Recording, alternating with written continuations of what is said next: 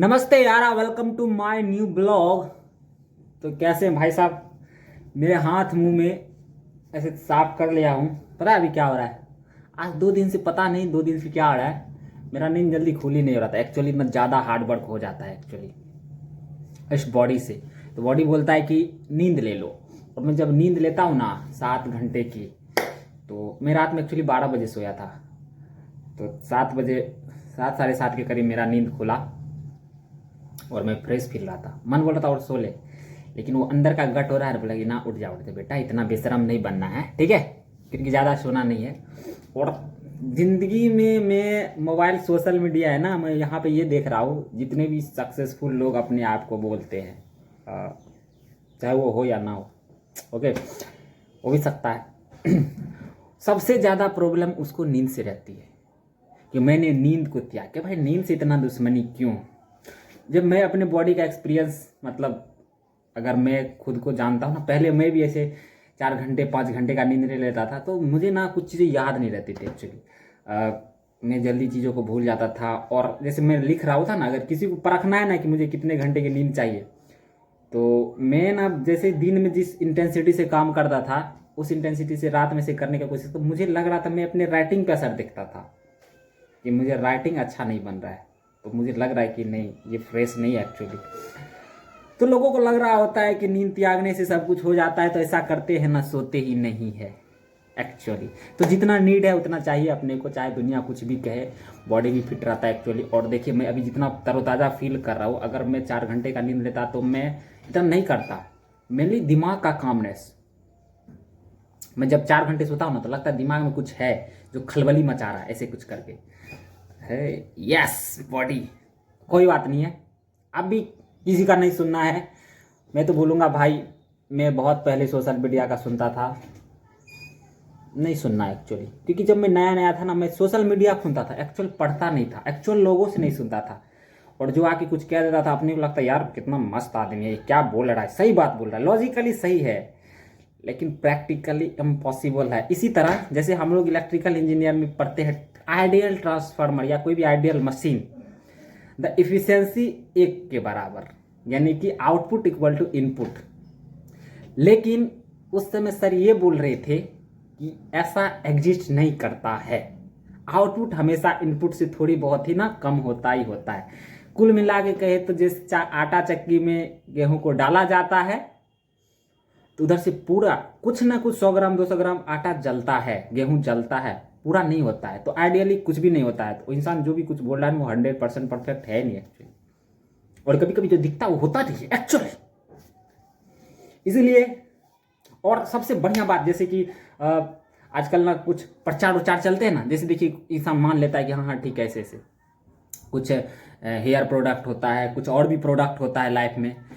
तो मैं एक दिन ना कैलकुलेशन कर रहा था कि ये जो, जैसे मान के लिए कोई हेयर प्रोडक्ट है कि इतने दिन में आपके बाल आ जाएंगे, ये आ जाएंगे, वो आ जाएंगे, फलना ठिकाना जो भी करते हैं, प्रचार करते हैं। तो मैं सोच रहा था कि इसका जो भी ये मान के लिए, अगर पार्टिकुलर जो कंपनी है, जिस भी कंपनी का हो, जिस भी ब्रांड का हो, तो मैं सोच रहा था कि अगर इंडिया में इतना लोग रहते हैं, अगर इंडिया का अगर कुछ भी परसेंट इसका ले ले, जैसे 500-700 रुपया अगर ले ले, तो मुझे ना कहीं करोड़ों में चला गया था इसका रेवेन्यू। और मैंने सोचा कि अगर कोई इंसान 100 करोड़ 150 करोड़ 200 करोड़ कमा करके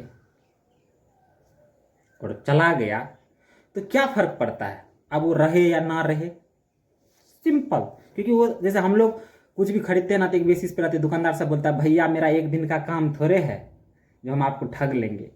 तो हम बोलते कि भाई तुम ठग लो ना, तो हम एबे नहीं करेंगे। तो यहाँ पे तो चलो लॉजिक है, लोकल मार्केट है, तो एक दिन का काम नहीं है, तो वो बेईमानी करने से डरता है। लेकिन ये सोशल मीडिया भाई, कब ठग के चला जाएगा पता ही नहीं चलेगा, बीच का मीडियम ही गायब रहता। तो एक्चुअली किसी के बातों पे भरोसा नहीं, हाँ भरोसा करना चाहिए एक्चुअली, क्योंकि कभी कभी भरोसा, दुनिया में बुरे लोग भी नहीं होते हैं, क्योंकि बहुत बहुत अच्छे लोग होते हैं, और उन अच्छे में से जो सबसे अच्छा है वो मैं हूँ, क्योंकि I am the best, I always best. मैं जैसा भी हूँ साला आदमी मस्त हूँ मैं। देखो गाइज, हो रहा मेरा टॉयलेट, बगल में है किचन रूम, वो क्या लटक रहा है, वो प्याज लटक रहा है। और इधर मेरा बेडरूम।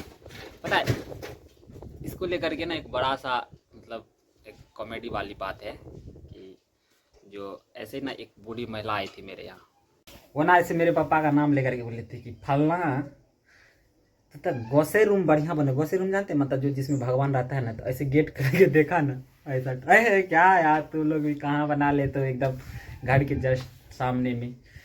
हो जाता है कभी कभी कभी कि रियल इंसिडेंट कॉमेडी बन जाता है। जैसे भांजी को लेकर के ना डॉक्टर से मिलने गया था, तो ऐसे ही बातों बातों पे मेरे मतलब भांजी का ना यूरिन टेस्ट था, ठीक ना।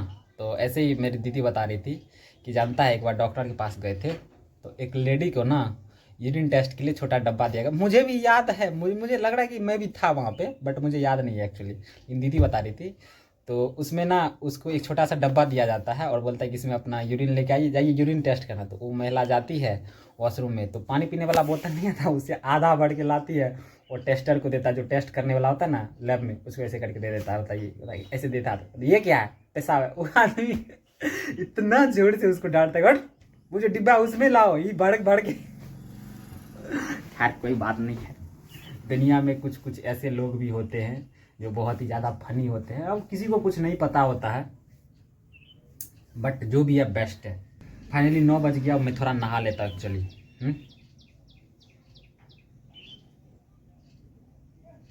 नहाने के बाद ये चिकना और चिकना लगेगा।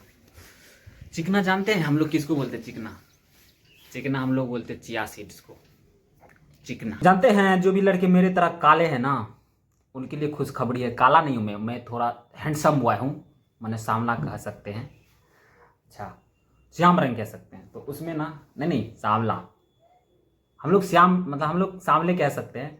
उसके लिए खुशखबरी है। मैं आजकल देखता हूँ सोशल मीडिया पे कहीं पे भी ना, लोगों को ना भले काले रंग का मजाक उड़ता है, पसंद बहुत सारी लड़कियों को सांवला लड़का ही आता है एक्चुअली।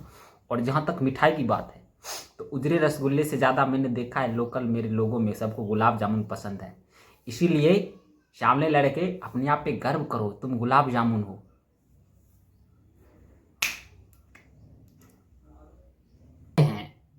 नहा धो के रेडी हो गया मैंने इंतज़ार कर रहा था भवेश का कि उसके साथ मुझे जाना है बाहर, थोड़ा सा काम है।